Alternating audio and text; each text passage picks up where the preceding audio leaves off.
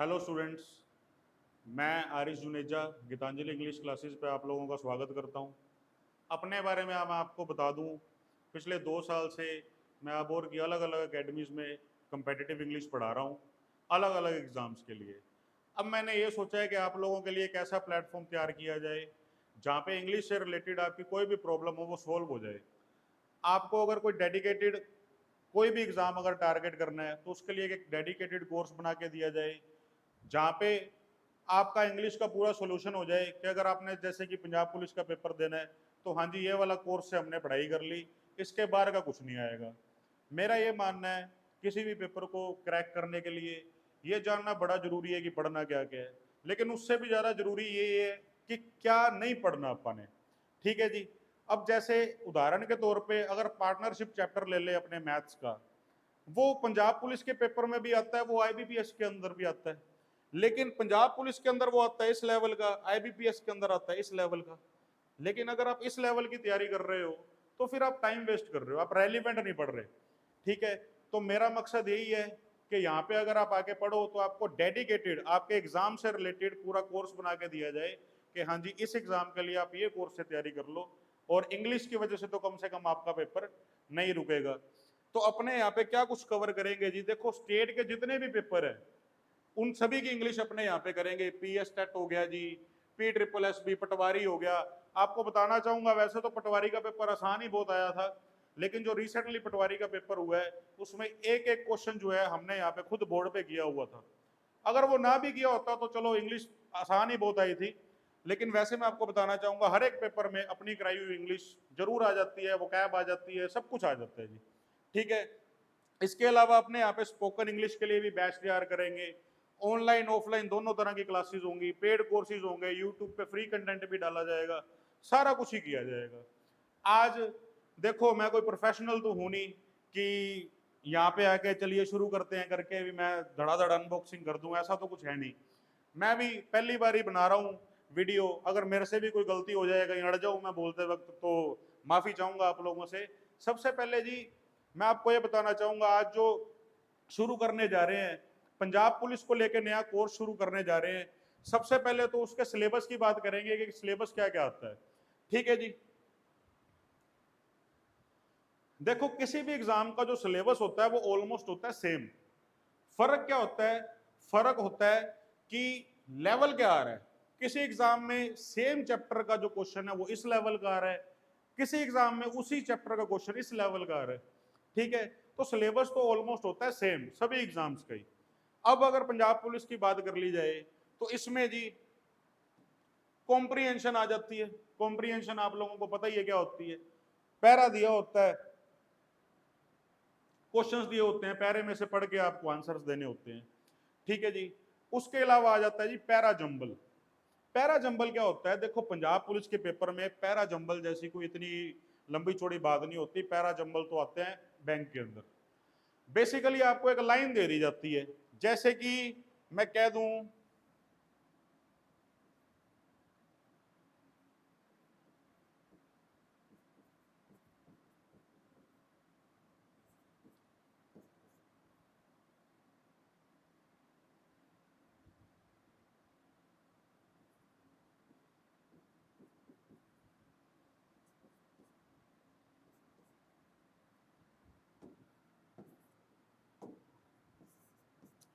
हाँ जी, अगर मैं कह दूं इतना, बस इसी लेवल का आता है।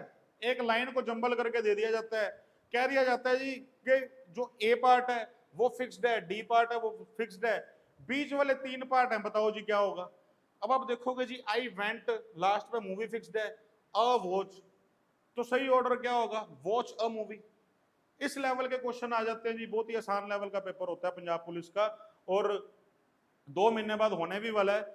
इसीलिए हमने सोचा है कि चलो पंजाब पुलिस को टारगेट करते हैं।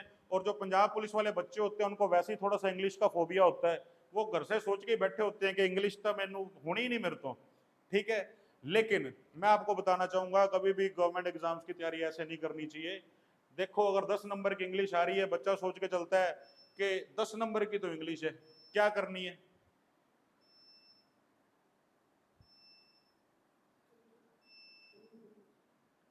चलो, बच्चा सोच के चलता है कि 10 नंबर की इंग्लिश है जी, छोड़ देते हैं, क्या बात है, तुक्के मार देंगे, नेगेटिव मार्किंग है नहीं। ऐसा नहीं होता। आप अपने आप को उस देखो, पहली बात तो जब आप एग्जाम में चले गए, हर कोई आपका दुश्मन बैठा है वहां पे, ठीक है, सीट्स लिमिटेड है, साथ वाले को भी चाहिए, आपको भी चाहिए, तो ऑब्वियसली दुश्मन है, प्रतिद्वंदी है अपना। होता ये है कि जो आप कंपेयर करके देखो खुद को ऐसे बच्चे से जो सारे के सारे सब्जेक्ट पढ़ के जा रहा है अपना। सपोज करते हैं कि 100 नंबर का पेपर है, वो पेपर देने जा रहा है 100 नंबर का, आप 10 नंबर का घर से ही छोड़ के जा रहे हो, तो आप देने 90 का जा रहे हो, तो उससे आपका कोई मुकाबला है ही नहीं, आप ऑलरेडी रेस से बाहर निकल चुके हो। इसलिए किसी भी सब्जेक्ट को आपको इग्नोर नहीं करना है, छोड़ना नहीं है। स्कूल वाला फंडा छोड़ दो कि मैडम जी केड़े केड़े चैप्टर इंपोर्टेंट ने, 3 यूनिट्स है, 3 यूनिट्स ਦੇ ਵਿੱਚ 4-4 ਚੈਪਟਰ ਹੈ, ਤਿੰਨਾਂ ਦੇ 3-3 ਕਰ ਲੈਣੇ ਆ। ਨਹੀਂ, ਸਰਕਾਰੀ ਪੇਪਰ ਦੇ ਵਿੱਚ ਐਵੇਂ ਨਹੀਂ ਹੁੰਦਾ, ਤੁਸੀਂ ਕਿਸੇ ਵੀ ਚੀਜ਼ ਨੂੰ ਛੱਡ ਨਹੀਂ ਸਕਦੇ। ਹੁਣ ਆਪਾਂ ਗੱਲ ਕਰਦੇ ਹਾਂ ਗ੍ਰਾਮਰ ਦੀ। ਵੇਖੋ ਬੇਸਿਕਲੀ 3 ਸੈਕਸ਼ਨ ਹੁੰਦੇ ਨੇ, ਇੱਕ ਹੁੰਦਾ ਰੀਡਿੰਗ ਦਾ ਜਿਹਦੇ ਵਿੱਚ ਕੰਪਰੀहेंशन वगैरह आ जाती है, दूसरा सेक्शन होता है जी ग्रामर का, तीसरा होता है जी वोकैबुलरी का। ग्रामर की बात कर लेते हैं। देखो टेंस, वॉइस और नरेशन, ठीक है जी, ये तीनों में से एरर आता ही आता है, ठीक है। मेरा ये मानना है कि अगर आपको टेंस नहीं आते तो आपकी इंग्लिश कभी स्ट्रॉन्ग हो ही नहीं सकती। टेंस जब आपको आ जाएंगे तो आपके लिए बाकी की इंग्लिश सीखना बहुत आसान हो जाएगा, आपकी ओवरऑल अंडरस्टैंडिंग जो है इंग्लिश को लेके बहुत बढ़ जाएगी। उसके बाद वॉइस नरेशन, अगर आपको टेंस आ गए तो ये समझ लो साथ के साथ आएगी, कोई चीज नहीं रोक सकती आपको वॉइस नरेशन ना आए। टेंस पे आपकी प्रॉपर कमांड होनी बहुत ज्यादा जरूरी है। इसके अलावा ये आसान आसान से टॉपिक होते हैं जी, डिटरमिनर, आर्टिकल, मॉडल्स। बड़े आपने टीचर्स को देखा होगा, इसको मॉडल्स मॉडल्स बोलते हैं, पता नहीं क्या उनको मॉडर्न दिखना होता है या साउंड करना होता है, इसकी सही प्रोनाउंसिएशन मॉडल्स ही होती है। कुछ इंडियन लोगों की धारणा भी बनी हुई है कि जो हम बोल रहे हैं शायद गलत ही बोल रहे होंगे, ऐसा नहीं होता। इसके अलावा होते हैं जी पार्ट ऑफ स्पीच, जिसके बारे में अभी डिस्कस करेंगे कि ये होते क्या है। इसके अलावा होता है जी सब्जेक्ट वर्ब अग्रीमेंट, थोड़ा सा डिटेल में भी क्या, ब्रीफ में समझते हैं। जो मैं आपको बताने जा रहा हूं आप इसको सिलेबस मत कंसीडर करना, क्योंकि इस लेवल में से भी क्वेश्चन पूछ लिया जाता है। देखो जी टेंस क्या होते हैं, शुरू से सुनते आ रहे हैं जी, टेंस काल है, टेंस काल है, टेंस टाइम है। बिल्कुल सही बात है, टेंस काल ही है, टेंस टाइम ही है।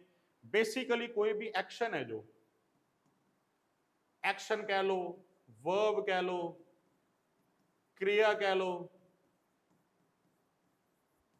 ठीक है जी, कोई भी एक्शन कब हो रहा है, कैसे हो रहा है, वो रनिंग में है या वो कंप्लीट हो गया है या वो कब से हो रहा है, ये सब सारी जानकारी हमको टेंस सीखने के बाद मिलती है। जैसे कि अगर मैं कह दूं कि आई एम टीचिंग, इसका मतलब क्या हुआ जी कि मैं पढ़ा रहा हूं, ठीक है, मैं पढ़ा रहा हूं। पंजाब पुलिस वाले तो खास करके टेंस कर लिया जी, क्योंकि ਮੈਨੂੰ लगਦਾ ਗਿਣਵੇਂ ਚੁਣਵੇਂ ਪੇਪਰਾਂ ਦੇ ਵਿੱਚੋਂ ਇੱਕ ਇਹੋ ਜਿਹਾ ਪੇਪਰ ਹੈ ਜਿਹਦੇ ਵਿੱਚ ट्रांसलेशन पूछ लेंगे ने, ठीक है जी। मान लो वो कहता जी आई एम टीचिंग इंग्लिश, मैं इंग्लिश पढ़ा रहा हूं, ठीक है जी। वॉइस में क्या होता है, वॉइस में ये देखा जाता है कि जो एक्शन है वो किया किसके द्वारा जा रहा है, ठीक है। ये सारे चैप्टर धीरे धीरे जब डिटेल में करेंगे तब आपको बेटर समझ आ पाएगा। अभी तो मैं आपको एक ओवरव्यू दे रहा हूं कि देख लो जी क्या कुछ है, ठीक है।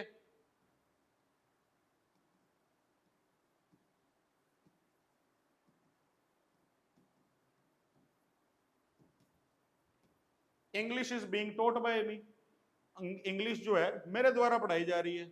अब देखो नरेशन में क्या सीखते हैं अपने, डायरेक्ट और इनडायरेक्ट स्पीच।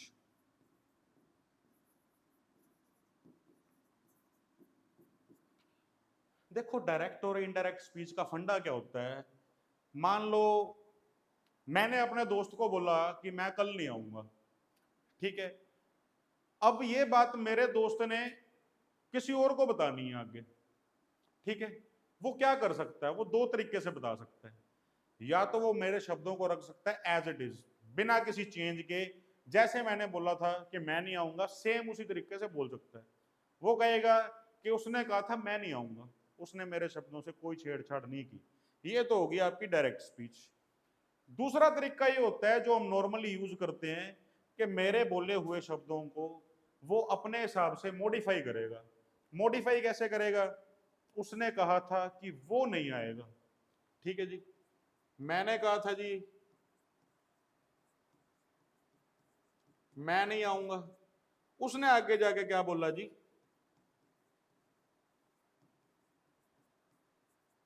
वो नहीं आएगा, ठीक है। जब मेरे शब्दों को उसने मॉडिफाई करके बोला तो वो क्या होगी जी? इनडायरेक्ट स्पीच होगी। सारा चैप्टर इसी पे बेस्ड है कि डायरेक्ट से इनडायरेक्ट को बनाया कैसे जाए। आगे बात कर लेते हैं। पैराजम्बल का मैं आपको बता ही चुका हूं जी। देखो, नॉर्मल से एक लाइन दी गई होगी जिसके मोस्ट प्रोबेबली क्या होगा, फर्स्ट लाइन और लास्ट लाइन मान के चलो जी 6वीं लाइन फिक्स्ड होगी। बीच वाला जितनी भी लाइंस है वो की होंगी जंबल। मान लो ये ए है और ये ई है, ठीक है। यहाँ पे दे दिया जी इसने सी, यहाँ पे दे दिया जी इसने बी, यहाँ पे दे दिया डी, ठीक है। वो कह देगा जी ये भी फिक्स्ड है, ये भी फिक्स्ड है, तीन का सही ऑर्डर बताओ क्या क्या होना चाहिए। तो ऑब्वियसली इन तीनों का सही ऑर्डर क्या होगा?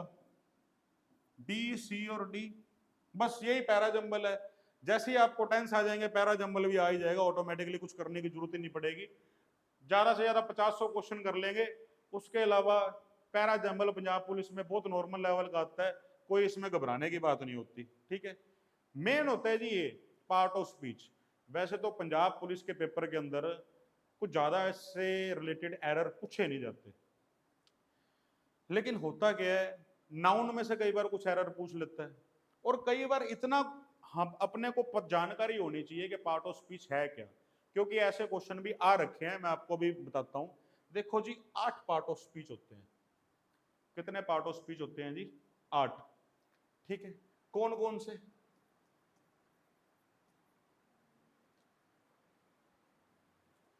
Noun, pronoun, adjective, verb, adverb, preposition, conjunction और इंटरजेक्शन। नाउन क्या होता है? एक सेकंड।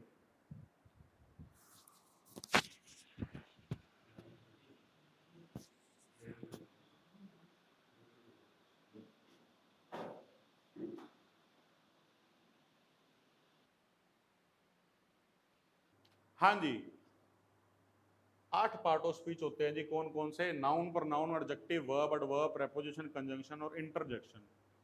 इनका एक ओवरव्यू ले लेते हैं, इतना काफी होता है। बाकी जितना जरूरी होगा वो कर भी लेंगे। नाउन क्या होता है जी? हिंदी च जिन्हों कह रहे ने संज्ञा ते पंजाबी च कह रहे ने नाव, ठीक है। ਆਪਾਂ ਨੂੰ मैडम दसदी ਹੁੰਦੀ ਸੀਗੀ, मैडम अपने को बोलती थी कि किसी वस्तु का, किसी व्यक्ति का और किसी जगह का जो नाम होता है उसको नाउन बोलते हैं। लेकिन इसको इतना कॉम्प्लिकेटेड करना ही क्यों है, ठीक है। अगर मैं कह दूं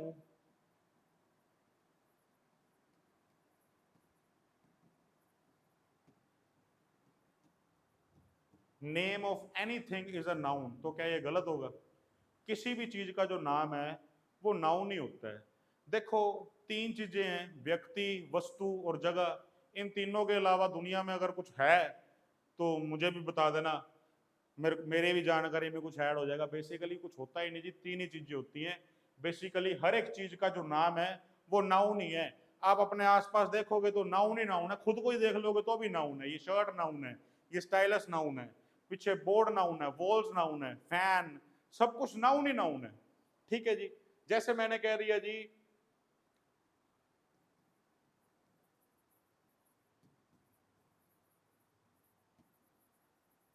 Rahul is a good boy, ठीक है। तो इसमें राहुल क्या है जी? नाउन है। बॉय क्या है? नाउन है। सुनील यार पक्के कोई नहीं, कोई नहीं। हाँ जी, तो थोड़ी तकनीकी खराबियां होने के कारण थोड़ा सा अपने को बीच में कट लेना पड़ जाता है। Rahul is a good boy, इसमें क्या है जी? राहुल भी नाउन है और बॉय भी एक नाउन है, ठीक है। अब देख लेते हैं जी प्रोनाउन क्या होता है। देखो मेरे को अगर राहुल के बारे में बताना हो, मैं कहूं जी Rahul is my best friend, Rahul is a good boy, Rahul studies in my school, ठीक है, राहुल प्लेज फुटबॉल। राहुल के बारे में मैंने 4-5 लाइनें बोली, इसमें आपको सब कुछ नॉर्मल लगा या कुछ ऑकवर्ड लगा? ऑकवर्ड लगा होना चाहिए। जब भी मैं राहुल के बारे में बोल रहा था, मैं हमेशा राहुल राहुल बोल रहा था, लेकिन जिंदगी में हम ऐसा नहीं करते। हम क्या करते हैं, राहुल मेरा परम मित्र है, वह ऐसा है, वह ऐसा है, वह मेरे साथ पढ़ता है, वह फुटबॉल खेलता है, वह ये करता है, वो करता है। ठीक है, तो हम क्या करते हैं जी, राहुल के बाद हम क्या यूज करने शुरू कर देते हैं, वह। ये जो वह है, ये इंग्लिश में प्रोनाउन है। प्रोनाउन बेसिकली क्या होता है जी, ऐसे वर्ड्स जिसको हम किसी नाउन की जगह पे यूज करते हैं, उनको क्या बोल दिया जाता है जी, प्रोनाउन बोल दिया जाता है।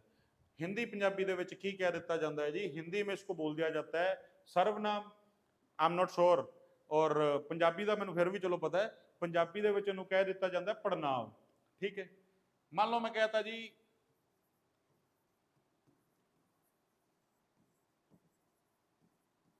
ही इज अ गुड प्लेयर। ठीक है, अब इसमें ही क्या है, प्रोनाउन। ये किसके लिए यूज हुआ है जी, इस राहुल के लिए। ठीक है, राहुल की जगह पे यूज हो रहा है, तो ये क्या है, प्रोनाउन। अब इसमें देख लो जी, ये प्लेयर क्या है, ये एक नाउन है। ਤੁਹਾਨੂੰ ਜੇ ਲੱਗਦਾ ਹੋਵੇ ਵੀ ਇਹ ਕੀ ਦੱਸਣ ਤੇ ਲੱਗੇ ਹੋਏ ਨੇ, ਇਹ ਕੁਐਸਚਨ ਪੁੱਛ ਲੈਂਦੇ ਹੁੰਦੇ ਨੇ ਸੈਂਟੈਂਸ ਦੇ ਕੇ, ਵੀ ਇਹ ਸੈਂਟੈਂਸ ਦੇ ਵਿੱਚ ਵਰਬ ਦੱਸੋ ਕਿਹੜੀ ਹੈ, ਸੈਂਟੈਂਸ ਦੇ ਵਿੱਚ ਦੱਸੋ ਨਾउन ਕਿਹੜਾ ਹੈ, ਪ੍ਰੋਨਾउन ਕਿਹੜਾ ਹੈ। ਇਸ ਕਰਕੇ ਤੁਹਾਨੂੰ ਦੱਸਦਾ ਪਿਆ। ਠੀਕ ਹੈ, ਸਿਲੇਬਸ ਤਾਂ ਹੈਗਾ ਸੀਗਾ, ਬਟ ਇਹ ਚੀਜ਼ ਵੀ ਤੁਹਾਡੇ ਵਾਸਤੇ ਉਨੀ ਰੈਲੀਵੈਂਟ ਹੈ ਜਿੰਨਾ ਬਾਕੀ ਕੁਝ ਹੈਗਾ। अगला देख लो जी, एडजेक्टिव होता है जी विशेषण। विशेषण का काम क्या होता है, किसी नाउन या प्रोनाउन की विशेषता बताना। फिर से सुन लो ध्यान से, विशेषण का काम क्या होता है जी, किसी नाउन या प्रोनाउन की विशेषता बताना। ठीक है, जैसे कि यही दो सेंटेंस देख लेते हैं जी। कहता है जी Rahul is a good boy, Rahul एक अच्छा लड़का है। तो इसमें ये गुड क्या हुआ जी, adjective. He is a good player, तो इसमें ये गुड क्या हुआ जी, एडजेक्टिव। बात को समझ के देखो, अगर मैं यहां पे लिख देता हूं जी ही इज अ प्लेयर, वह एक खिलाड़ी है। दूसरी तरफ मैंने लिखा हुआ ही इज अ गुड प्लेयर, वह एक अच्छा खिलाड़ी है। तो जो अच्छा वर्ड है किसकी विशेषता बता रहा है जी, इस प्लेयर की, किसी नाउन या प्रोनाउन की विशेषता बता रहा है। तो ऐसे वर्ड जो किसी नाउन या प्रोनाउन की विशेषता को बताते हैं या दर्शाते हैं, वो क्या होते हैं जी, एडजेक्टिव। ठीक है जी, आगे बढ़ते हैं। वर्ब, वर्ब को हिंदी और पंजाबी दोनों में क्रिया बोला जाता है। अब क्रिया क्या होता है, जैसे कि मैं आपको कह दूं कि आई एम टीचिंग,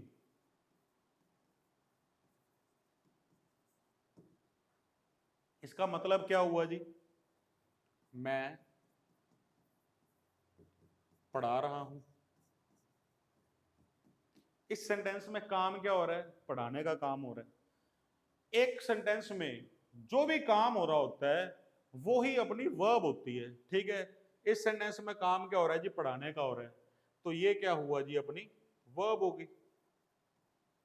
ये आई क्या हो गया जी, जैसे मेरा नाम आरिश है, तो मेरे नाम के लिए आई लगा है, तो ये आई क्या हो गया जी, प्रोनाउन।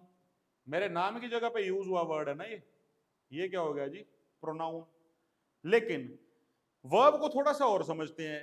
देखो, मैं उम्मीद करता हूं कि आपको बाकी चीजें समझ आई होंगी, तो मैं थोड़ा सा स्पेस बना लूं अपने लिए।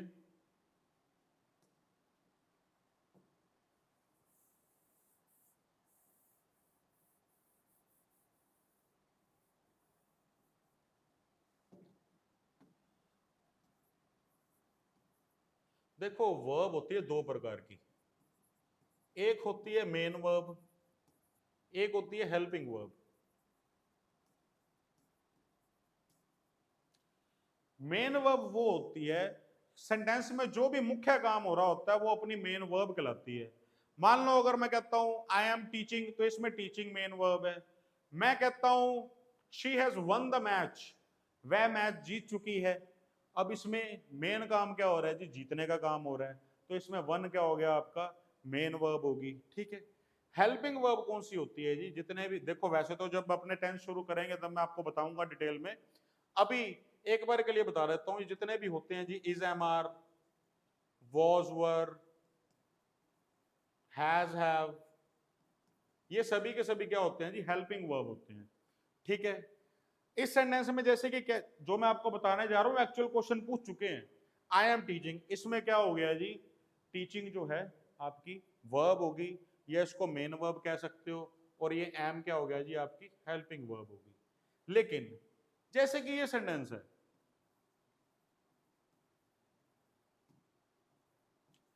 Rahul is a good boy,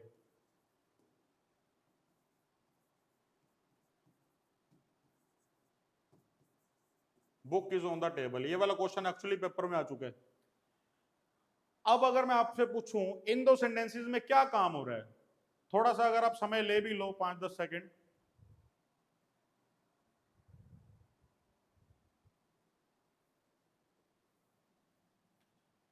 देखो जी, इन दोनों सेंटेंसेस के अंदर कोई भी काम नहीं हो रहा। पेपर में क्वेश्चन ये पूछ लिया गया था जी, ये वाला सेंटेंस देके कि इसमें वर्ब बताओ कौन सी है।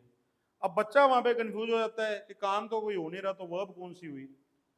देखो, कई सेंटेंसेस ऐसे होते हैं जिनमें कोई मुख्य काम नहीं हो रहा होता। उन सेंटेंसेस में जो आपकी हेल्पिंग वर्ब होती है वही आपकी मेन वर्ब का काम करती है। अगर ये बातें नहीं भी समझ आ रही तो छोड़ दो, सारा कुछ ਆਪਾਂ डिटेल ਦੇ ਵਿੱਚ ਕਰਾਂਗੇ ਚੈप्ਟਰ ਵਾਈਜ਼, ਘਬਰਾਉਣ ਦੀ ਕੋਈ ਲੋੜ ਨਹੀਂ ਹੈਗੀ। ਠੀਕ ਹੈ ਜੀ, ਹੁਣ ਆਪਾਂ ਦੇਖਦੇ ਹਾਂ ਐਡਵਰਬ ਕੀ ਹੁੰਦਾ।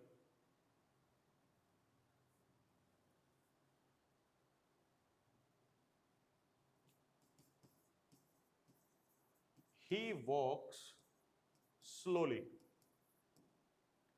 एडवर्ब जो है जी दो शब्दों को जोड़ के बनाया हुआ है, एक तो वर्ब को और एक एडजेक्टिव को। एडजेक्टिव प्लस वर्ब को जोड़ के क्या बना दिया जी, एडवर्ब।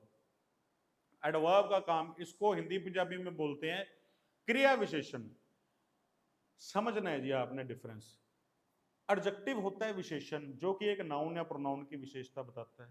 एडवर्ब होता है क्रिया विशेषण जो कि एक क्रिया की विशेषता बताता है, किसी काम की विशेषता बताता है।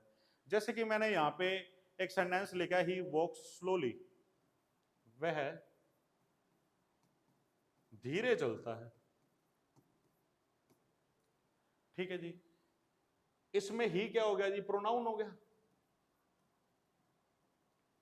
मेन काम क्या हो रहा है जी, चलने का काम हो रहा है, तो वॉक्स क्या हो गया जी, वर्ब हो गया। किस तरीके से चलता है, धीरे चलता है।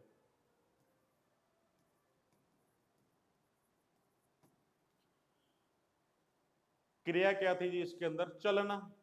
किस तरीके से चला जा रहा है जी, धीरे चला जा रहा है, धीरे चलता है। तो जो धीरे वर्ड है वो किसको मॉडिफाई कर रहा है, किसकी विशेषता बता रहा है, क्रिया की बता रहा है, प्रोनाउन की नहीं बता रहा। समझ रहे हो बात को। तो जो ऐसे वर्ड होते हैं जो क्रिया की विशेषता को बताते हैं वो क्या होते हैं जी, क्रिया विशेषण होते हैं। आगे देख लेते हैं जी प्रेपोजिशन क्या होता है। आपके सामने मैं दो सेंटेंस लिखता हूं जिनका मतलब मेरे को बताओ आप।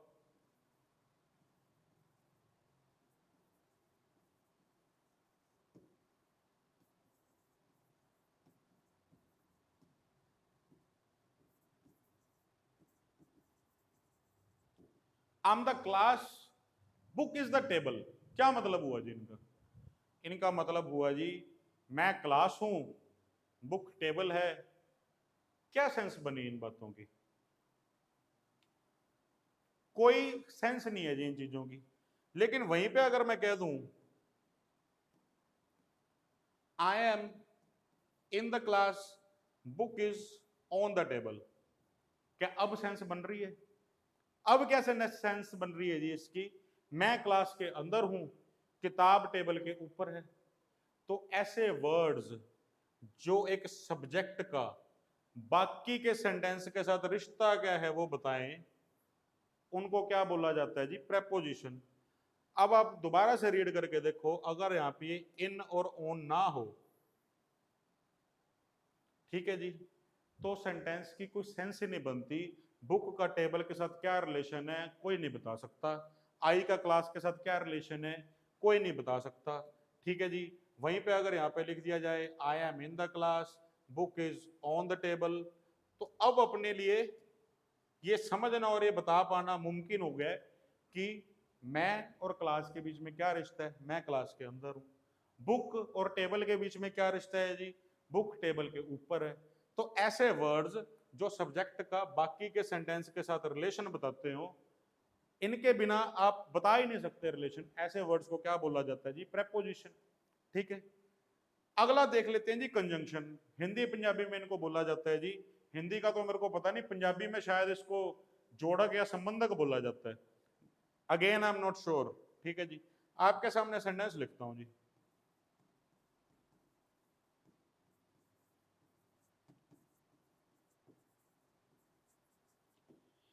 ही is tall, he is handsome. क्या मतलब है जी इसका? वह लंबा है, वह हैंडसम है। ठीक है जी, और किस तरह से बोला जा सकता है इसको?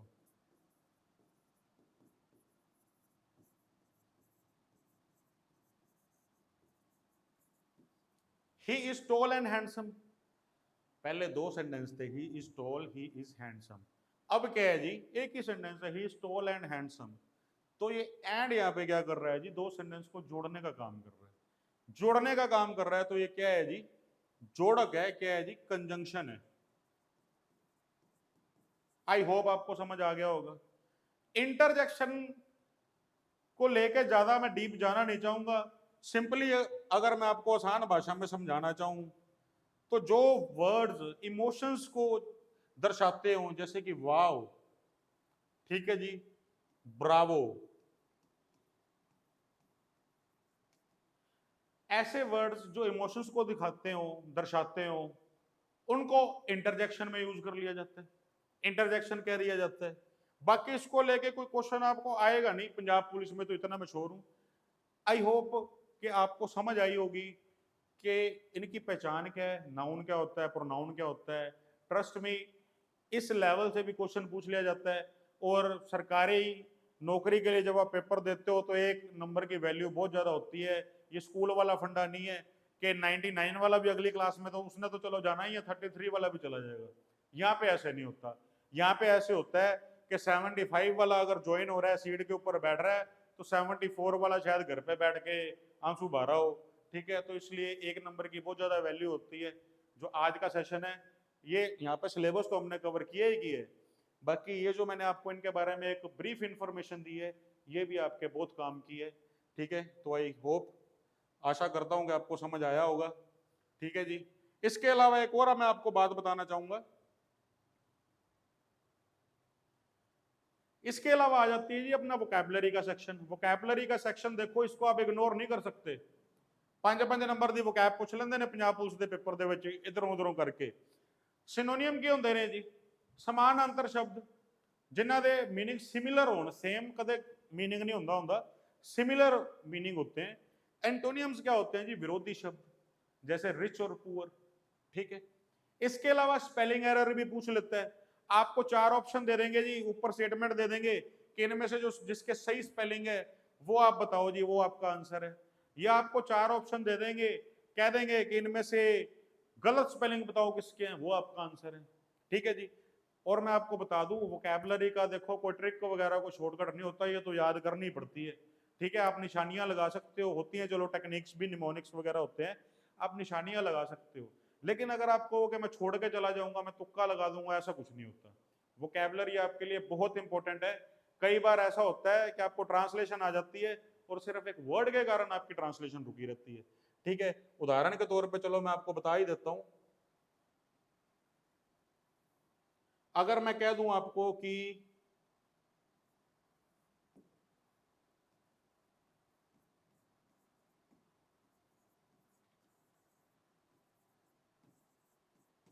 बड़ा सिंपल सेंटेंस है जी, जहाज डूब चुका है।